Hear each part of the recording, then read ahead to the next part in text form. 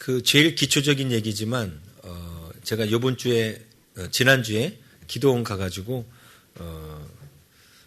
집회를 참석했는데 그때 공연을 왔어요. 아주 작은 그 초등학생 아이들이 그때 식당에서부터 저녁 식사할 때부터 애들이 앉아서 밥을 먹더라고요.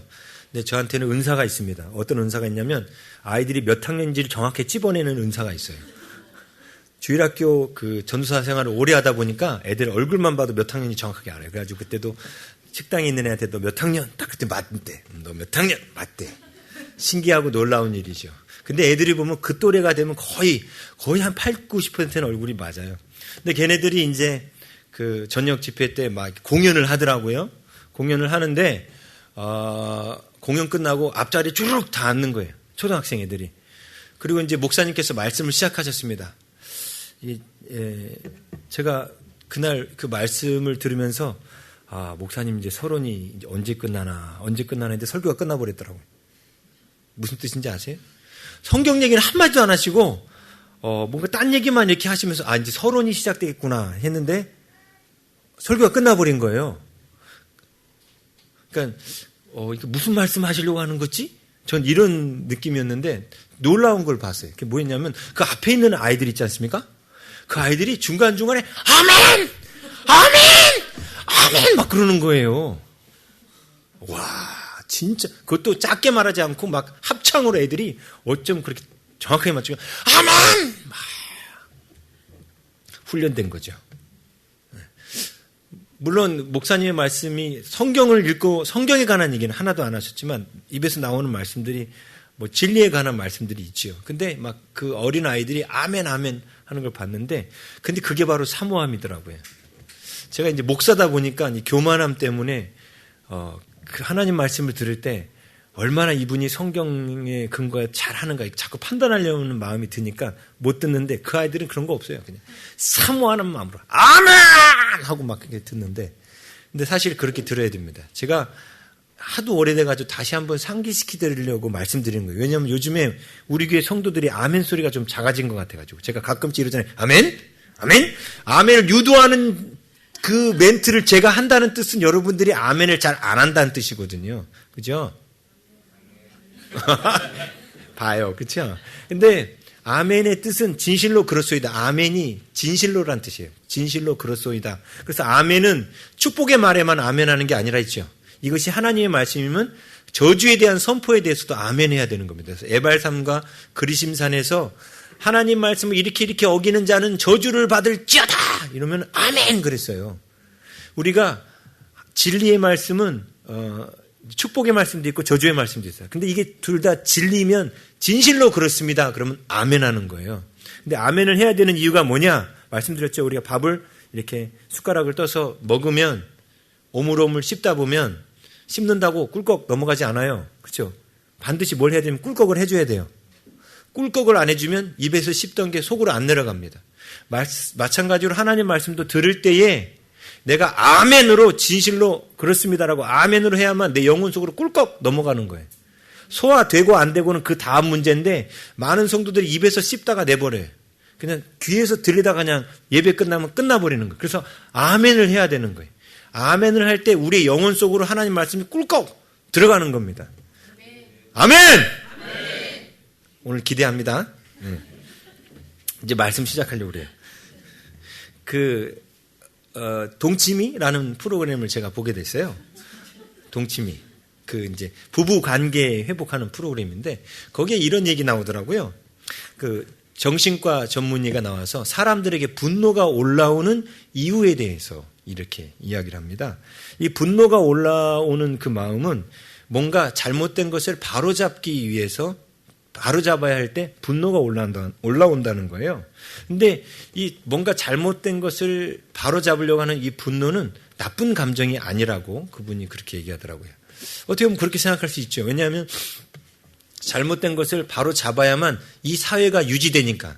그래서 그분은 분노는 바로 사회를 유지하는 아주 중요한 감정입니다. 이렇게 말합니다.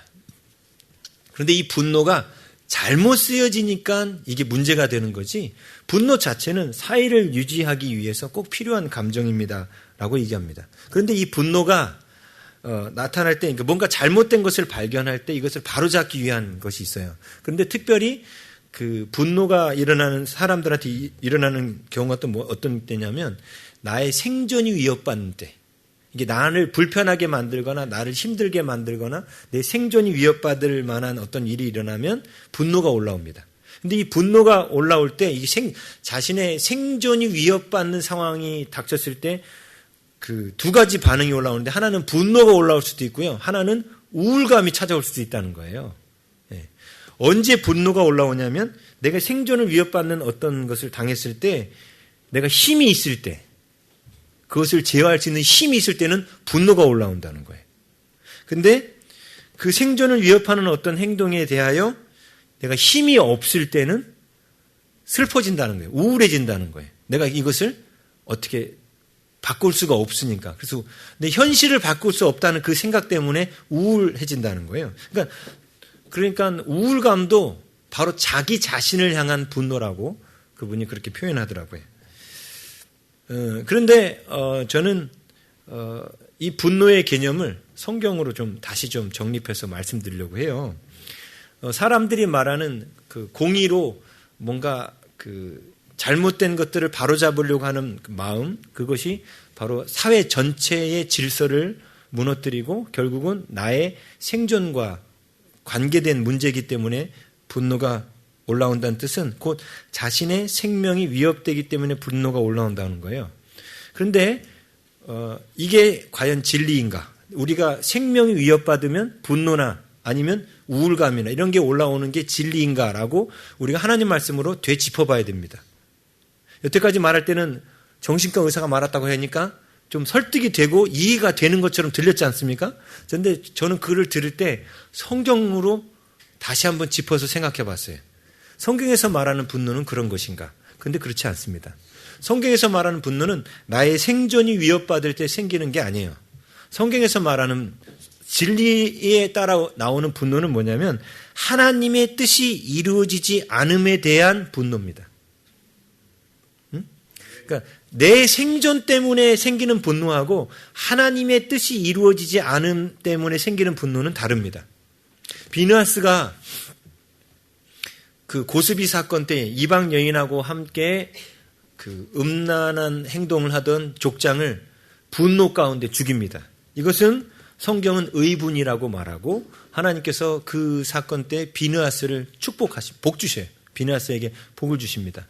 왜냐하면 하나님의 마음, 하나님의 뜻을 알고 화냈기 때문에 그래요. 자, 그런데 예수님께서 십자가에 달려 죽으실 때 예수님을 십자가에 못 박으면서 사람들이 조롱하고 욕하고 그렇게 했습니다. 근데 그때 예수님이 화를 내셨을까요? 안 내셨을까요? 안 내셨어요. 왜냐하면 지금 그들이 하는 행동이 예수님의 생존을 위협하는 것 때문에 화가 나오는 거면 예수님은 십자가를 지시는 의미가 없는 거예요. 그렇죠? 왜냐하면 십자가는 모든 상처와 그런 상처로 말미암는 그 분노를 다 짊어지시는 시간이라고 했지 않습니까?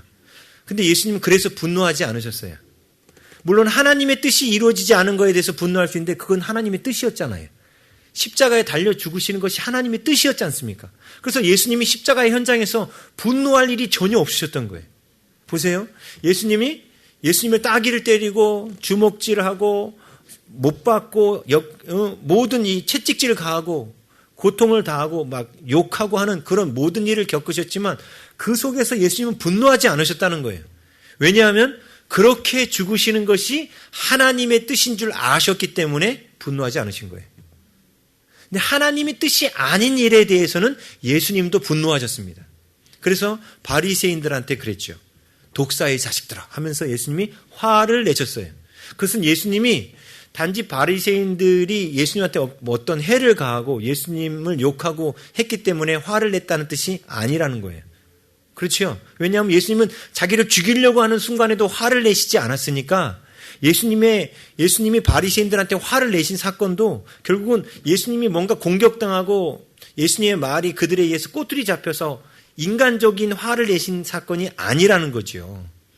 그때도 예수님은 하나님의 뜻이 그들 가운데 이루어지지 않는 모습 때문에 분노를 내신 거예요. 그런데 우리가 가야 될 믿음의 길에 있어서 우리가 닮아야 될 모습은 뭐냐면 예수님의 모습이지 않습니까? 그래서 우리는 하나님의 뜻이 이루어지지 않는 것에 대해서는 분노를 내야 돼요.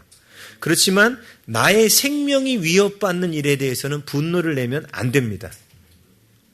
아멘? 그게 거룩해지는 겁니다. 제가 또 아멘 했잖아요. 또 꿀꺽꿀꺽 삼켜야 된다니까. 이 말씀은 진리다. 그럼 꿀꺽 아멘 해야 된다고요. 아멘? 네. 그런데 사람들이 분노를 내는 게 생존을 보통의 사람들이 분노를 내는 이유가 생존의 위협을 받기 때문에, 때로는 생존의 위협을 받았기 때문에 분노가 올라오는 거예요. 그런데 이 분노가 그래서 하나님을 향한 원망으로 표출되곤 합니다. 오늘 이 본문에 보면 하나님께서 아담과 하와에게 에덴 동산에서 이렇게 쫓겨나게 나가도록, 못 들어오고 나가도록 하시지요. 22절을 보니까 여호와 하나님이 이르시되 보라 이 사람이 선악을 아는 일에 우리 중 하나같이 되었으니 그가 그의 손을 들어 생명나무 열매도 따먹고 영생할까 하노라 하시고 그들을 하나님이 에덴 동산에서 내보내십니다. 그렇죠? 자, 보세요. 생명나무는 에덴 동산 중앙에 있습니다. 그런데 에덴 동산에서 쫓겨났어요. 그러면 지금 아담과 하와한테 어떤 일이 일어난 거냐면 생명의 위협이 되는 거예요. 그렇죠? 생명의 위협. 왜냐하면 생명나무를 못 먹으면 영원히 살 수 없으니까. 근데 하나님이 생명나무로 들어가는 길을 막으셨어요. 두루도는 불칼, 화염검을 그 앞에서 천사들로 하여금 그룹이라는 천사들이 막 빙글빙글 돌리면서 그 가운데 사람이 들어가지도록 막으셨습니다. 자, 우리 모든 인간들 안에는요, 그 생명나무를 얻고 싶어 하는 마음이 다 있습니다. 그 역사 가운데 진시황이라는 사람도 모든 걸 다 얻었어요. 나라도 얻고 명예도 얻고 엄청난 재산도 얻고 자기가 인간이 가질 수 있는 모든 것은 다 가졌지만 그가 하나 가질 수 없었던 것이 바로 영생이었습니다. 근데 그 영생을 갖고 싶어가지고 신하들을 갖다가 보내가지고 불로초 오래오래 영원히 살 수 있는 것들을 구해오라고 보냈지요. 그렇지만 진시황은 결국은 죽었습니다. 그것도 예정된 일정보다 더 빨리 죽었죠. 역사가에 의하면 그 수은 중독에 의해서 죽었다라고 얘기합니다. 왜냐하면 수은을 이렇게 가까이 하면 당장 갑자기 몸이 이렇게 좋아진대요. 피부도 좋아지고 뭔가 그래서 마치 살아나는 것 같은 그런 느낌을 받는데요. 그래서 그 수은을 계속해서 가까이 하는데 나중에는 결국 그 수은 중독 때문에 더 빨리 죽게 되는 거죠. 그러니까 코앞에서 보니까 뭔가 피부도 탱탱해지고 뭔가 몸도 활력이 넘치니까 수은을 가까이 했던 거예요. 수은 목욕을 한 거예요. 진시황이. 그러니까 이게 영생을 위한 거겠구나라고 생각했는데 아니었던 거죠. 오히려 수은 중독으로 진시황이 그것만 안 했어도 좀 더 살았을 수도 있어요. 근데 오히려 그거를 하는 바람에 더 빨리 죽었죠. 근데 우리 인간 안에는 이렇게 생명나무로 나아가고 싶은 마음이 있는데 그 생명나무를 따먹을 수가 없는 거예요. 화염검이 막 돌고 있기 때문에 누구도 생명나무로 영생을 얻을 수 있는 방법이 없어요. 그럼 어떤 마음이 들까요? 화가 나요. 그게 이제 분노죠, 분노. 그런데 이 분노가 결국은 누가 근데 화염검을 만드신 거예요? 화염검으로 누가 막으신 거예요?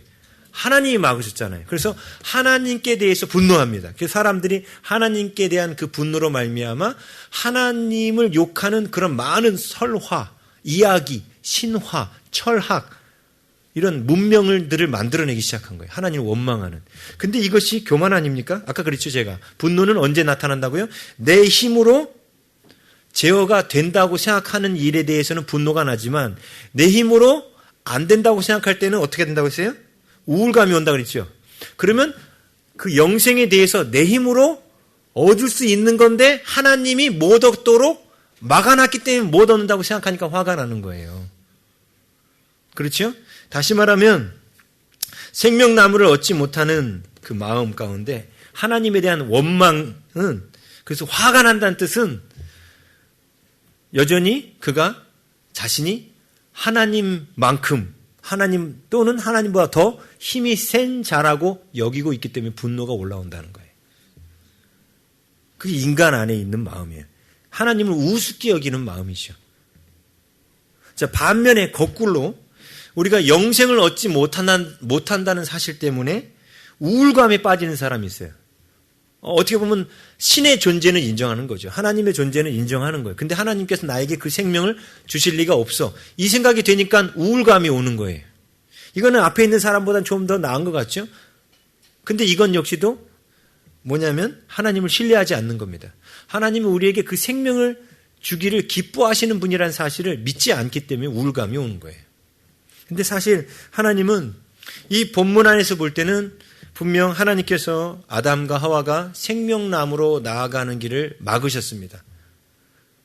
근데 하나님이 생명나무의 실과를 처음부터 안 주시려고 했던 것은 분명 아니었습니다. 왜냐하면 에덴 동산 안에 있을 때 아담과 하와가 선악을 알게 한 나무의 실과를 따먹기 전에는 하나님이 생명나무를 따먹는 것을 막지 않으셨거든요. 그렇죠? 아멘 약이 떨어지면 졸리기 시작해요. 네, 아멘 잘하셔야 돼요. 어디 아멘 할지 찬스를 잘 살펴야 돼요. 어떤 말씀에 아멘을 해야 되는가 하고 이렇게. 네? 그래야 집중하는 거예요. 그래서 아멘 할 타임 잘 찾으시라는 거예요. 그런데 오늘 보니까 하나님 뭐라고 하시냐면 생명나무를 전에는 먹게 하셨지만 지금은 금하신 이유가 뭐예요? 22절에 선악을 아는 일에 우리 중 하나같이 되었으니 이것 때문에 금했다는 거예요. 여기서 선악을 아는 일에 우리 중 하나같이 되었다라는 뜻이 이게 잘못 여러분이 생각하시면 우리 중 하나라는 뜻을 성부, 성자, 성령인데 이 중에 세 분 중에 한 분만이 선악을 아시는데 그분과 같이 되었다라고 받아들이시면 안 돼요. 그 뜻이 아니라 우리 중 하나같이 되었다는 뜻은 뭐냐면 성부, 성자, 성령 가운데 끼어서 자기도 아는 것처럼 이런 뜻이에요. 네? 그러니까 성부, 성자, 성령 세 분이 다 선과 악을 알고 계셔요. 네? 이 히브리어 표현이 우리 중 하나같이 되었다는 뜻이 우리 셋 중에 한 사람처럼 한 신처럼 되었다는 뜻이 아니고 아담도 우리와 같이 되었다. 우리와 같이 우리 자리에 끼려고 스스로 끼려고 되었다는 거죠. 근데 말씀드렸지만 하나님께서 선악을 알게 한 나무의 실과를 만드시고 아담에게 원하셨던 게 뭐냐면 선악을 알게 한 나무의 실과는 따먹는다는 뜻은 무슨 뜻이라 했어요? 이것은 하나님의 지혜를 배제하고 자신의 판단으로 이게 선인지 악인지를 구별하는 게 선악을 알게 한 나무의 실과를 따먹는 거라 했죠. 네? 그래서 제가 또 구체적으로 이렇게 설명을 드렸잖아요. 오늘 말씀을 이전에 들었던 말씀이지만 잘 들으셔야 돼요. 왜냐하면 묵상은 되새김질이에요. 이 말씀이 여러분 안에 이루어졌으면 제가 한 번만 하고 끝나죠. 근데 오늘 이 말씀은 오늘날도 우리에게 똑같이 반복하여 우리가 이 말씀에 넘어지고 있거든요. 그래서 잘 들으셔야 돼요. 자, 보세요. 어떤 사람이 성경에 나온 이야기. 멀리서 보니까 옆 사람의 따귀를 딱 때렸어. 저 사람 저 왜 이래? 저거 악이잖아! 하고 말했어요.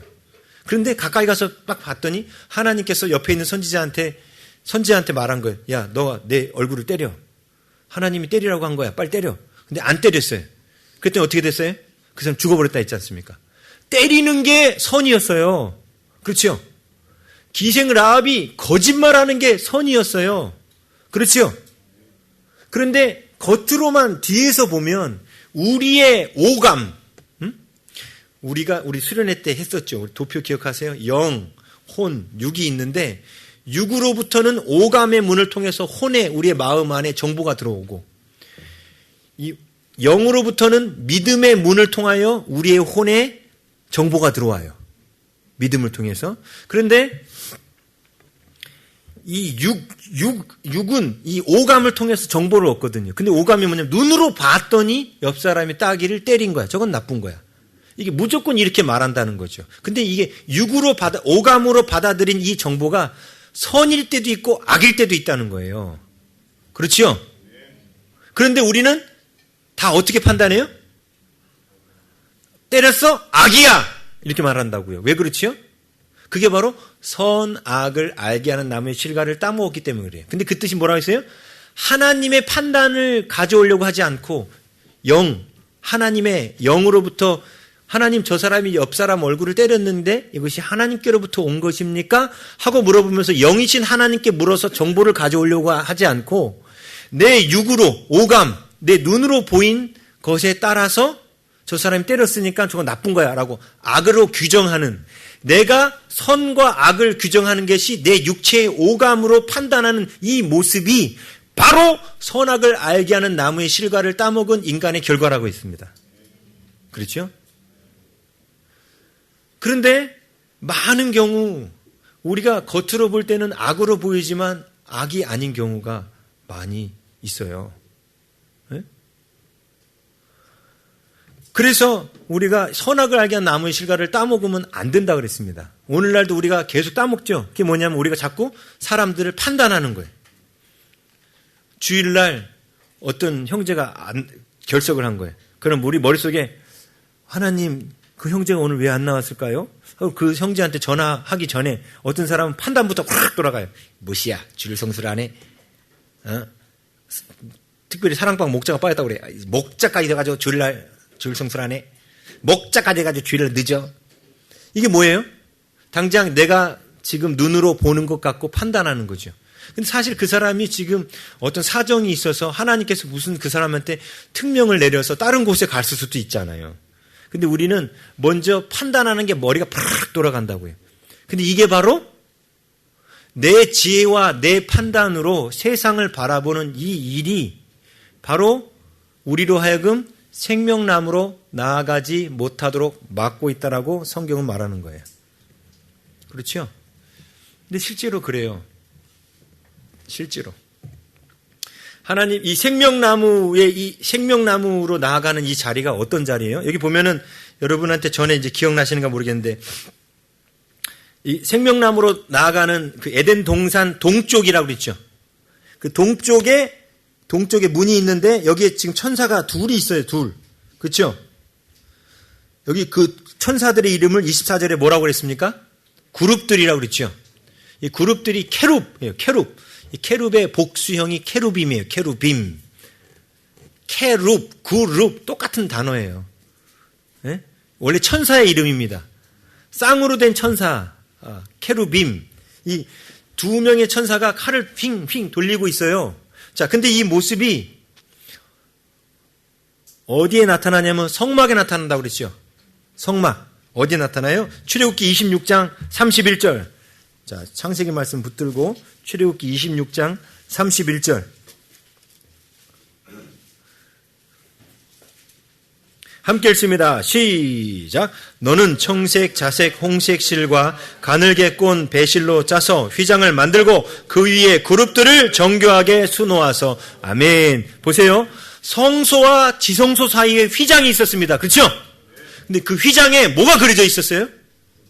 그룹들이 그려져 있어요. 이게 바로 에덴 동산 동쪽에 서 있는 그룹들의 모습을 그려놓은 거예요. 다시 말하면 휘장을 지나서 지성소로 들어간다는 뜻이 무슨 뜻이에요?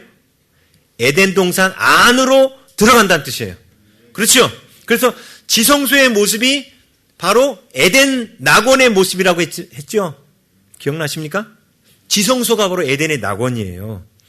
근데 그 제사장이 휘장을 지나서 지성소로 딱 들어가서 지성소 안에서 법궤가 놓인 그 지성소, 하나님의 임재가 있는 그 지성소 안에서 하나님이 그 안에서 우리에게 뭘 원하셔요? 뭘 원하셔요? 교제. 예? 코이노니아, 펠로우십, 교제를 원하신다 했죠. 우리가 원래는 에덴 동산 안에서 마음껏 하나님하고 교제할 수 있었습니다. 그렇죠? 교제할 수 있었어요. 그런데 타락으로 말미암아 더 이상 에덴 동산에 있지 못하고 지성소 안에 머무르지 못하고 쫓겨났죠. 그런데 예수님이 십자가로 하신 일이 뭐예요? 그 두루도는 화영검을 멈추신 거예요. 두루도는 화영검을 멈추신 사건이 뭐였습니까? 바로 휘장을 찢어놓으신 거예요. 그래서 다시 우리가 어디로? 에덴 안으로. 생명나무가 있는 에덴 안으로 들어오는 거예요. 근데 생명나무가 있는 에덴 안으로 들어오는 사건이 바로 우리가 지성소로 들어가는 사건이라고 말씀드렸습니다. 그렇죠? 기억나시죠? 그런데 이렇게 하나님이 생명나무로 간다는 뜻은 다시 말하면 하나님께로 나아가는 거예요. 생명이신, 영생이신 하나님께로 나아가는 거예요. 근데 하나님께로 나아가지 못하는 이유가 뭐예요? 선악을 알게 하는 나무의 실과를 따먹고 있으면 못 나가요. 다시 말하면 우리의 육체의 오감으로 자꾸만 판단하려고 하면 못 들어갑니다. 그래서 하나님은 우리가 생명나무로 나아오기를 원하셔요. 오늘도 그 생명나무를 주기를 원하십니다. 근데 생명나무로 나아오려면 첫 번째 뭐 해야 돼요? 선악을 알게 하는 나무의 열매를 버려야 돼요. 이 목에 걸린 거 해놨어도 버려야 돼요. 예? 버려야 돼요, 이거를. 그게 뭐 하는 거예요? 바로 판단의 죄를 멈추는 거예요. 자꾸 인간적으로 내 육체의 오감으로 판단하려고 하는 그걸 멈춰야 돼요. 왜 사람들이 저렇게 행동하지? 이게 누구의 판단입니까? 예? 내 판단이에요. 근데 이 판단이 나를 불행하게 만듭니다. 내가 누군가한테 엄청난 상처를 받고 욕을 먹었어요. 그럼 상처받고 욕을 먹을 때 나한테 욕하고 상처 주는 사람을 내가 뭐 합니까? 손가락질합니다. 작년인가 재작년에 했던 오두막이라는 영화에 있었죠. 오두막이라는 영화에 나온 주인공이 자기 아버지를 갖다가 아버지가 자기를 계속 굿하고 때렸거든요. 어릴 때. 그리고 엄마도 때리고 너무너무 화가 나가지고 그 아버지는 지옥에 가도 싸! 이렇게 생각해가지고 이 아버지가 자주 드시는 술에다가 농약을 탔죠. 그래서 아버지가 그 뒤에는 어떻게 나왔는지 영화에는 안 나와요. 그런데 그 아버지 결국은 죽었단 말입니다. 그런데 하나님께서 나중에 그 아들한테 뭘 보여주냐면 그 아버지의 어릴 적 모습을 보여줘요. 근데 어릴 적 모습이 어떠했어요? 그러니까 쉽게 말하면 이 주인공이 할아버지지. 할아버지한테 계속해서 두들겨 맞아. 별로 잘못도 안 했는데 막 두들겨 맞아. 그걸 보여준 거예요. 그랬더니 이 주인공이 자기 아버지가 이렇게 두들겨 맞는 모습, 그래서 상처받은 거죠. 그래서 이것 때문에 자기를 때렸다는 것을 알게 된 거예요. 그러니까 아버지를 이해하게 된 거죠. 그러니까 아버지에 대한 분노가 사라진 거예요. 보세요. 아버지의 어린 시절을 이해하고 쳐다보니까 내 안에 판단하는 마음이 끊어져 버린 거예요. 그냥 나를 때릴 때만 바라보면은 아버지가 너무너무 미운데 그 아버지도 할아버지한테 이렇게 상처를 받아서 이렇게 하는 거구나. 이걸 깨달으니까 아버지에 대한 미움이 끊어져 버렸어요. 그렇지요? 자, 아버지가 나를 때렸다는 사실은 동일하게 그대로 있습니다. 그런데 뭐가 바뀐 거예요? 그 아버지가 나를 때리게 된 그 배경을 알게 된 거예요. 예수님도 왜 예수님을 욕하는 사람들, 예수님을 십자가에 못 박는 사람들에서 화를 내지 않았습니까? 아버지여, 저들은 저들이 하는 죄를 알지 못합니다. 예수님은 그걸 알고 계셨거든요. 그래서 이해하신 거예요. 그러니까 하나님의 시각으로, 하나님의 지혜로, 하나님의 판단으로 사람들을 봤기 때문에 분노가 올라오지 않았던 겁니다. 그런데 사람의 판단으로 바라보면 지금 저 사람이 날 때리고 있거든. 그러면 분노가 올라오는 거예요. 그러면 선악을 알게 한 나무를 내가 먹고 있는 거예요. 그럼 내가 막 분노가 올라오면 어떻게 돼요? 이렇게 되는 거죠. 우리 이제 진짜 이제 주님 앞에 집중하여 기도하려고 할렐루야 열심히 기도하는데 아빠가 이제 집에 갔더니만 남편이 속 오장육부를 뒤집어놔. 내 하나님 앞에 기도해야 되는데 또 와서 오장육부를 뒤집어놔. 내 하나님 뒤집어. 야! 막 이렇게 되죠. 에? 지금 마귀가 어떤 일을 하는 거예요? 자꾸 남편을 판단하게 만드는 거예요. 근데 내가 지금 하나님하고 연결되어 있으면 어떻게 되는지 아세요? 아하, 마귀가 나 기도 못하게 하려고 저 남편을 통해서 나의 오장육부를 뒤집어 놓고 있구나. 이게 보이면 화가 안 나요. 근데 그게 안 보이면 어떻게 돼요? 오감으로만 대하면 어떻게 돼요? 에? 화가 그냥 올라오죠. 내가 꼭 기도 집중만 하려고 그러면 꼭 수련회 가서 은혜만 받고 오면 꼭 집에 와가지고 내 은혜를 빼앗는 존재들이 꼭 생겨요. 그죠? 근데 그때 왜 우리가 은혜를 빼앗기는가? 왜 우리가 생명나무로 못 나아가는가? 그것은 우리가 판단하고 있어서 그래요. 어떻게? 육신으로. 지금 그가 하나님께 쓰임받고 있는 거예요. 아니, 마귀에게 쓰임받고 있는 거거든요.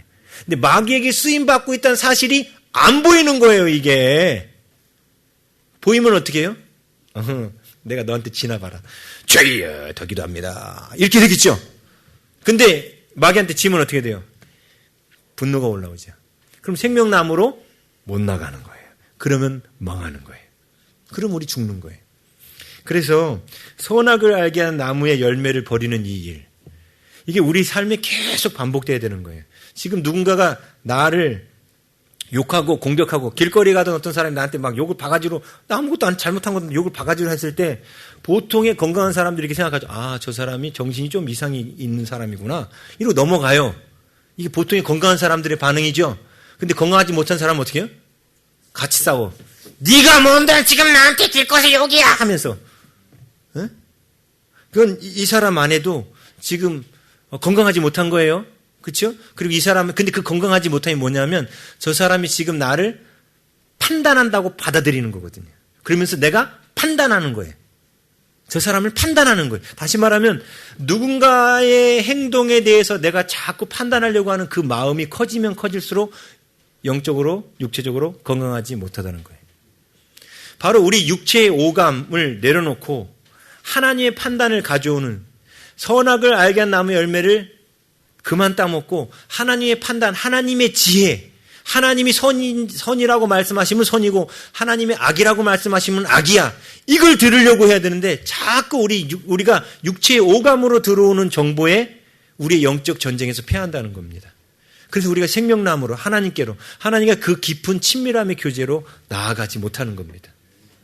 근데 바로 이 사실이 내가 육체로 판단하는 이 사실이 바로 우리 안에 계속해서 상처를 만들고 그럼에도 불구하고 이 판단이 멈춰지지 않으면 상처가 나중에 쓴 뿌리가 돼버린다 그랬잖아요. 뿌리가 돼가지고 이게 우리 자율신경계를 건드린다 그랬잖아요. 그래서 우리 육체까지도 다 망가진다고. 그게 출발이 거기서부터 출발하는 거예요. 내가 판단한 것에서부터 출발한 거예요. 저 사람들은 악해, 나빠, 잘못되었어. 왜? 내 생존을 위협했으니까. 이 판단으로부터. 근데 그렇게 판단하는 그 결과가 결국은 나한테 돌아와서 나의 자율신경계를 이상하게 만들어서 자율신경계는 그랬죠. 공격이 왔을 때 누군가가 나를 공격할 때 우리 몸이 준비하는 전투 태세라고 그랬잖아요. 그래서 소화가 안 돼야 돼. 왜? 피가 뇌로 도망가기 위하거나 싸우기 위해서 뇌나 근육으로 가야 돼요. 그래서 심장이나 이런 데로 막 심장이 더 빨리 뛰기 시작하고 뇌가 더 빨리 회전하기 시작하고 예? 이게 자율신경계가 이렇게 움직이는 건데 늘 분노 가운데 있는 사람은 그래서 자율신경계가 늘 움직이고 있는 거예요. 응? 자율신경계가 늘 움직이니까 원래 그 자율신경 가운데 교감신경이 정확하게 교감신경이 움직이는 거죠. 근데 그 교감신경은 공격을 할 때 자기를 보호하기 위한 신경계가 움직이는 건데 부교감신경이 또 움직여야 된다 그랬죠.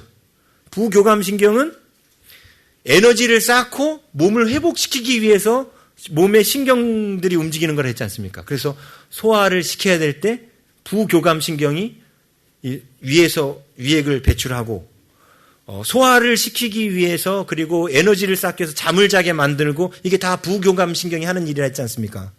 근데 분노에 사로잡혀 있으면 계속해서 교감신경만 움직이는 거예요. 그럼 나중에 어떻게 되면 몸이 다 망가지는 겁니다. 결국은 다시 말하면 생명이 깎이기 시작하고 생명의 어둠이 오기 시작하는 거예요. 그래서 우리가 너무너무 힘든 게 바로 이 일이에요. 뭐냐면 선악을 알게 한 나무의 열매를 버리는 일. 이걸 버리지 않으면 생명나무로 나아갈 수 없어요. 근데 이게 너무 힘들어요. 어떻게 해요? 그래서 우리가 뭘 하는 거냐면 기도를 하는 거예요. 기도하는 자리 가운데 나와서 분노가 너무너무 크면 뭐부터 하라고 그랬습니까? 토설 기도부터 하고 하나님 그놈이 나한테 이렇게 했습니다. 그놈이 나한테 이렇게 했습니다. 화부터 풀어내고 그 다음에 그 마음 가운데 그 화가 깔아앉히고 나면 하나님의 눈으로 볼 수 있는 눈을 달라고 기도해야 돼요. 이 사건을 내 오감으로 판단하지 않고 하나님의 눈으로 판단할 수 있도록 하나님의 눈을 주세요라고 꼭 기도하셔야 돼요. 토설로 끝나면 안 된다고 그랬죠? 토설로 끝나면 안 되고 하나님의 눈으로 기도해야 돼요. 그러면 분노가 사그라들기 시작합니다. 하나님이 주신 눈으로 분노가 사그라들면 그 분노는 더 이상 나한테 영향을 끼치지 못합니다. 그런데 하나님의 눈으로 사건을 해석해서 분노가 사그라진 게 아니라 그냥 까먹어서 하룻밤 자고 일어났더니 이제 좀 분노가 가라앉은 것 같아. 이건 또다시 올라와요. 왜냐면 사라지지 않기 때문에.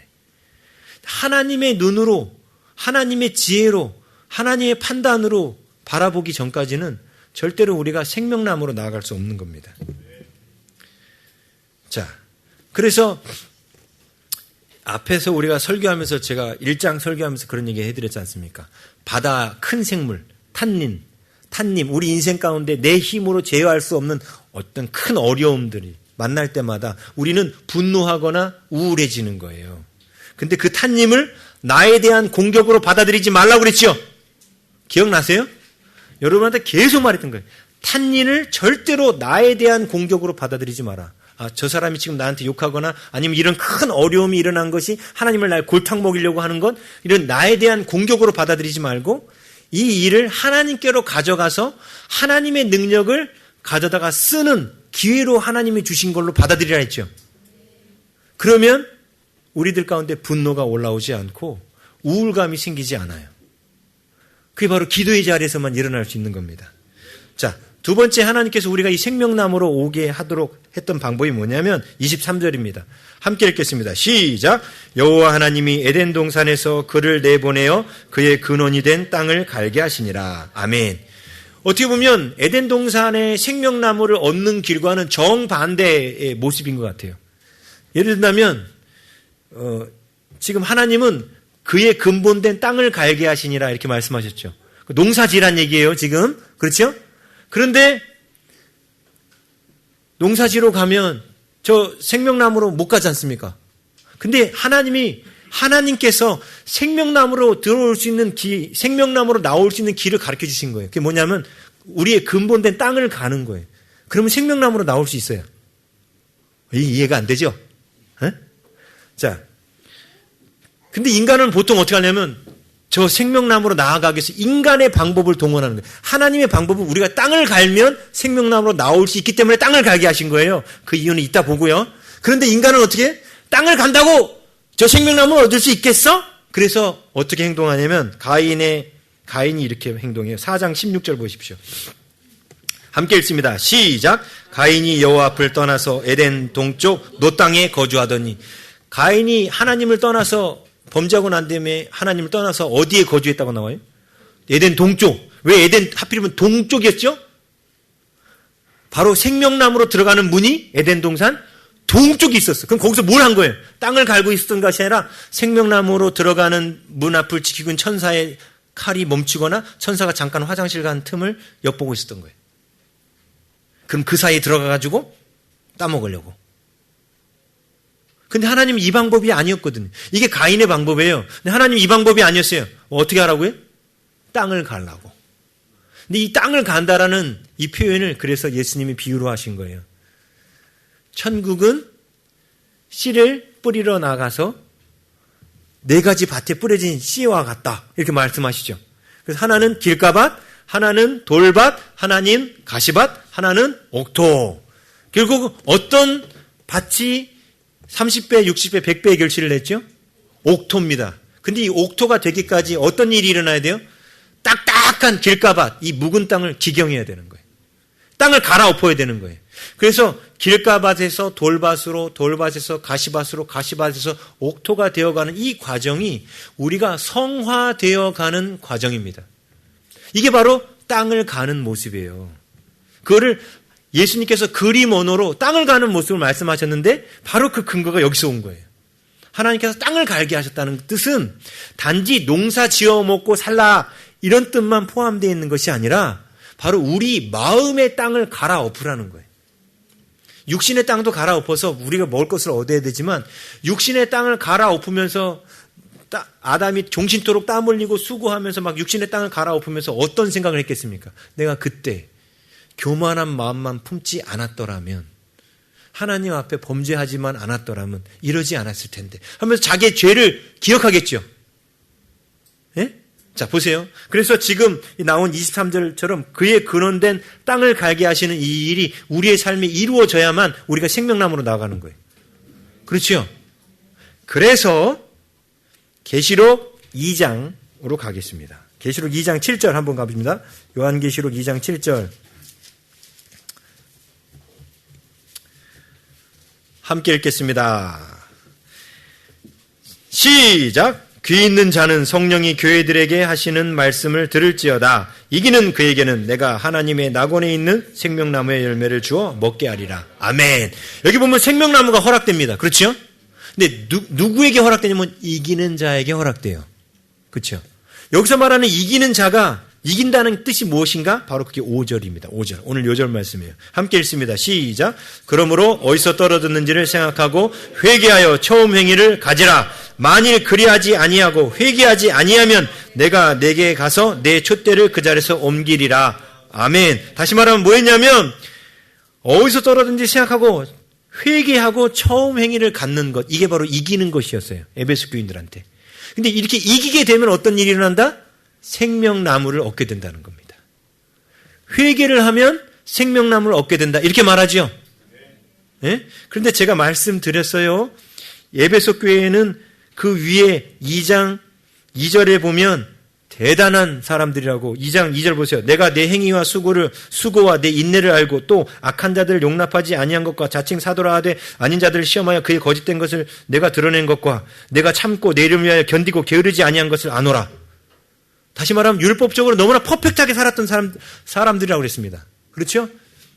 그런데 그 정도 갖고는 생명나무 못 나간다는 거예요. 율법적으로 거룩하게 사는 그 삶 갖고는 아직도 모질라다는 거예요. 왜냐? 이들 가운데 뭐가 있냐면 회개할 것이 아직 남아있는데 그걸 회개하지 못한 거예요. 그 회개할 거, 반드시 회개해야 할 그 회개가 뭘까요? 예? 선악을 알게 한 나무의 실과를 따먹은 거예요. 그걸 회개하지 않고 있는 거예요. 그게 뭐 하는 거라 했어요? 판단하는 거. 왜 판단했을까요? 이 사람들 보세요. 얼마나 하나님 말씀대로 잘 살아요. 그렇죠? 행위와 수고와 인내를 내가 안다. 내 이름을 위하여 견디고 게으르지 않은 걸 내가 안다. 너무 퍼펙트하고 완벽하게 산 거예요. 그러다 보니까 퍼펙트하고 완벽하게 살지 못하는 사람들 지금 뭐 하고 있어요? 속으로. 판단하고 있는 거예요. 이 죄를 못 본 거예요. 퍼펙트하고 완전하게 산다고 생각하니까 예수님의 필요가 없어. 그러니까 첫사랑을 잃어버린 거예요. 다시 말하면 자기 안에 있는 판단하고 있는 교만한 자기를 못 본 거예요. 선악을 알게 한 나무의 실과를 따먹은 자기들을 못 본 거예요. 그래서 그들이 생명나무로 못 나아가고 있었던 겁니다. 근데 이 생명나무로 나아가지 못하고 판단만 하고 있는 이 사람을 성경에서 또 어떻게 표현하고 있냐면 예수님께 거룩한 의의 옷은 받았어.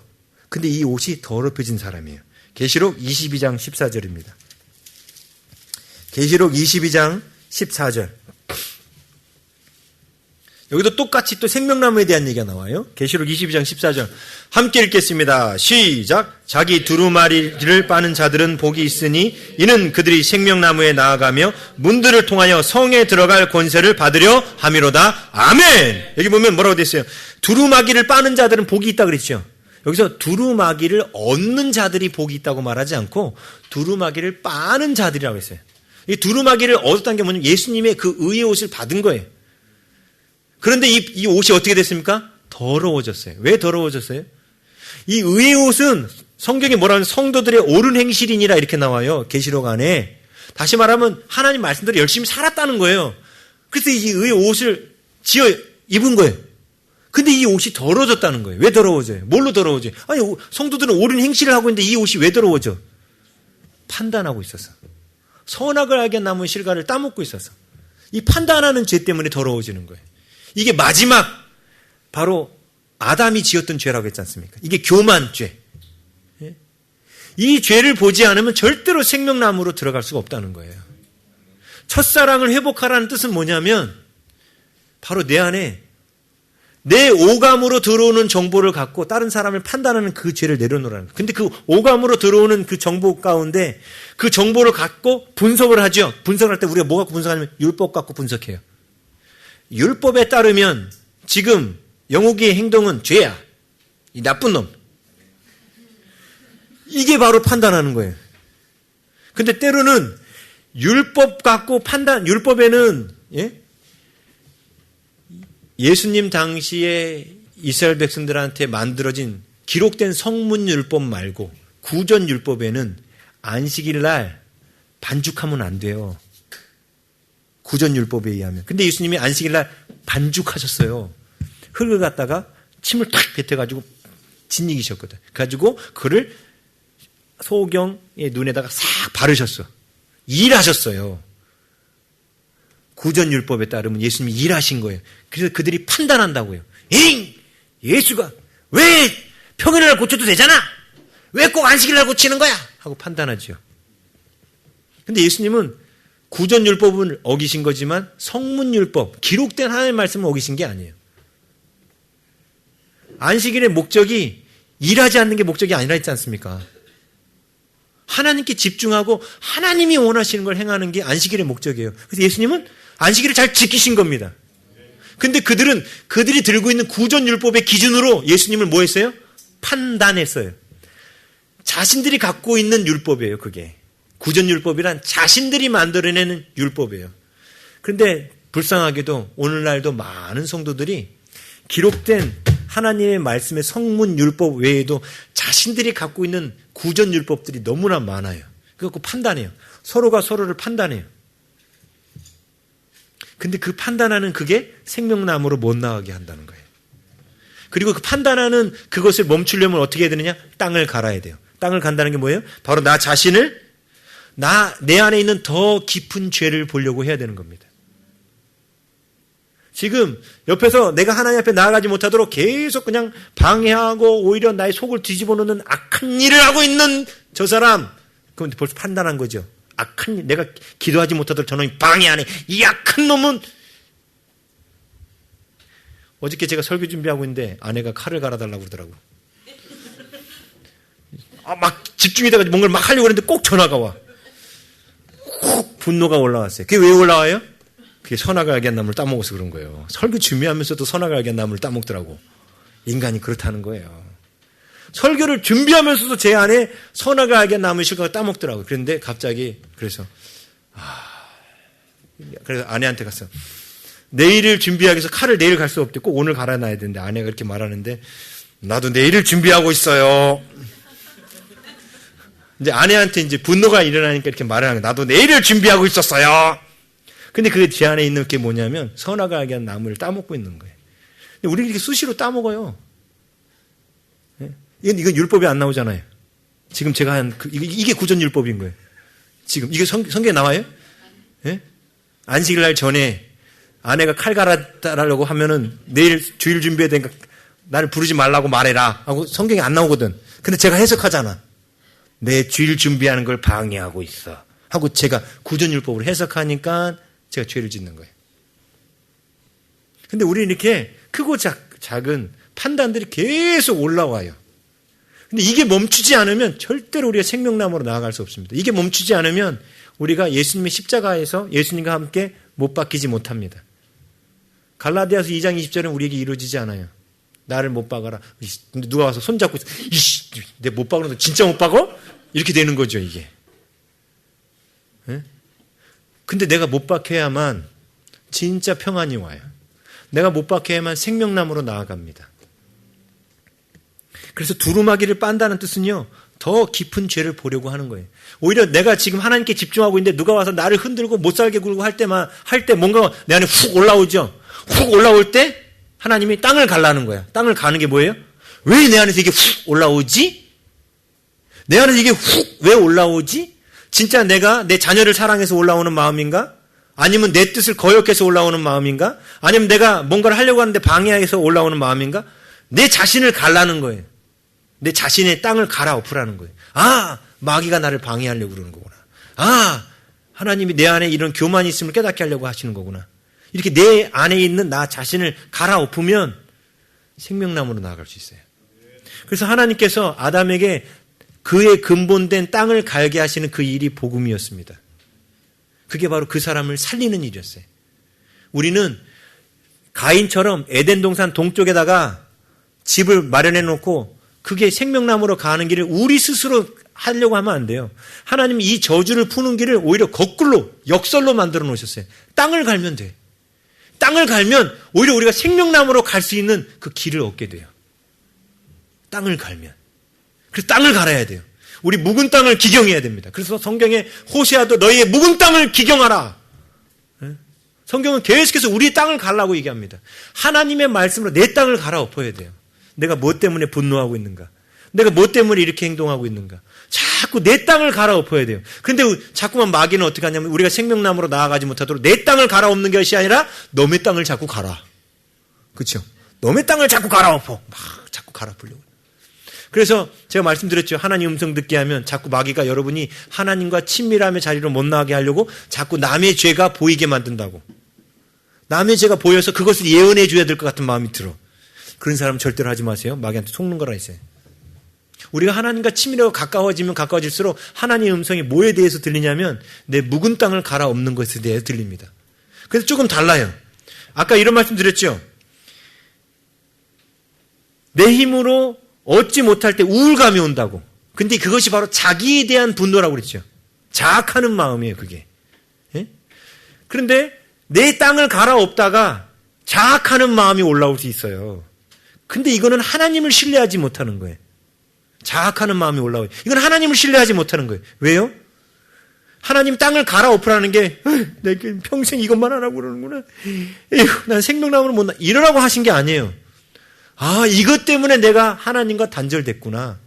아, 내가 이것 때문에 하나님 앞에 더 가까이 나가지 못하구나. 요걸 깨달으라는 거지.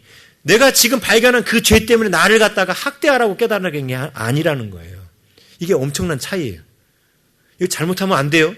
이 분노가 자기를 향한 거는 우울감이라 해서 그게 자학하는 마음이에요. 절대로 거기로 또 가시면 안 돼요. 내 안에 땅을 갈아엎다 보면 내 안에 죄가 보입니다. 죄가 보일 때마다 우리는 어떻게 해야 됩니까? 의의 호신경을 입어야 돼요. 아, 그래. 이 죄 때문에 예수님이 십자가에 죽으셨고 이 죄를 예수님이 용서하셨지. 이 죄를 이 억만금보다 더 무겁고 더 더러운 이 죄를 예수님이 용서하셨음에 집중할 때 예수님을 향한 사랑이 회복되는 거예요. 예수님에 대한 첫사랑이 회복되어야 생명나무로 나아간다고 계시록 2장 7절에 말했죠. 이기는 자가 생명나무로 나아간다고. 그래요. 우린 또 넘어지고 또 죄질 수 있어요. 근데 죄 짓고 나면 우리가 자학하는 마음이 와요. 또 반복돼서 죄 지면 또 자학하는 마음이 더 커지죠. 반복돼서 또 넘어지고 반복되고 또 넘어지고 제가 이 말씀 준비할 때 그랬어요. 반복돼서 넘어지고 반복돼서 넘어지면 자꾸 자학하는 마음이 더 크게 올라와요. 근데 하나님이 원하는 건 자학하는 마음이 아니에요. 그 죄를 하나님 앞에 솔직하게 시인하고 고백하고 이 죄에 대해서 하나님의 마음을 아프게 한 것에 대하여 사과하는 표현을 하나님께 정확하게 하세요. 그걸 하세요. 그리고 나서 하나님이 주시는 자유를 받으세요. 그럼 다시는 가서 범죄치 말아라 하고 하나님 용서하시면 받으세요. 그리고 그때는 자유로워지셔야 돼요. 마치 내가 그 죄를 짓지 않은 것처럼 자유로워지셔야 돼요. 그게 바로 내가 나를 판단하지 않는 겁니다. 자기를 간다는 것이 꼭 자기를 판단한다는 뜻이 아니에요. 자기의 죄를 발견하라는 거예요. 근데 그 발견함을 통하여 예수님에게로 나가라는 겁니다. 그게 자기를 갈아엎는 거예요. 이렇게 할 때에 바로 우리 삶이 생명나무로 나아가서 하나님과의 그 깊고 친밀한 생명의 교제를 나누는 겁니다. 오늘 그래서 두 가지만 기억하시면 돼요. 우리가 생명나무로 나아가려면 첫 번째는 선악을 알게 한 나무의 열매를 버리는 것, 판단하는 걸 버리는 것. 두 번째는 땅을 갈아엎어야 돼. 내 안에 있는 더 깊은 죄를 보게 해달라고 기도하셔야 됩니다. 이거 되게 중요해요. 여러분이 날마다 기도하는데 회개 기도를 하는데 회개 기도가 하나도 떠오르지 않아? 그럼 정말 문제 있는 사람이에요. 회개 기도가 떠오르지 않는 사람은 정말 문제가 있는 사람이에요. 예? 제가 아까 그랬잖아요. 어저께 제가 아내한테 구전율법으로 인해서 나도 내일 주일 준비해야 되거든. 그 속에서는 죄가 안 보였던 거예요. 그 아내한테 그 말을 할 때는 죄가 안 보였던 거예요. 근데 나중에 보니까 그 안에 내 안에 이런 판단하는 마음이 또 올라왔구나. 이게 바로 내 안에 뭘 보는 거예요? 죄를 보는 거예요. 보고 나면 나 왜 이런 놈이지? 내가 아내의 마음을 아내가 아파하진 않았어요. 아무튼 내가 왜 이런 놈이지? 막 이러면서 또 나를 자학하면 안 되고 내가 이런 연약한 자구나. 나는 그래서 예수님이 필요한 자야. 이게 땅을 갈아엎는 거예요. 이렇게 할 때 지금 난 그래서 예수님이 필요한 자야. 예수님 생명나무가 바로 뭘 상징해요? 예수 그리스도거든요. 그 예수님을 먹는 겁니다. 오늘 우리는 지금 성찬식 통해서 예수님의 살과 피를 먹었어요. 이게 바로 우리가 생명나무에 동참하게 되었음을 보여주는 아주 중요한 예식입니다. 그래서 우리의 삶 속에서도 이런 생명나무에 계속해서 동참하는 역사가 이어지기를 주의 이름으로 축복합니다.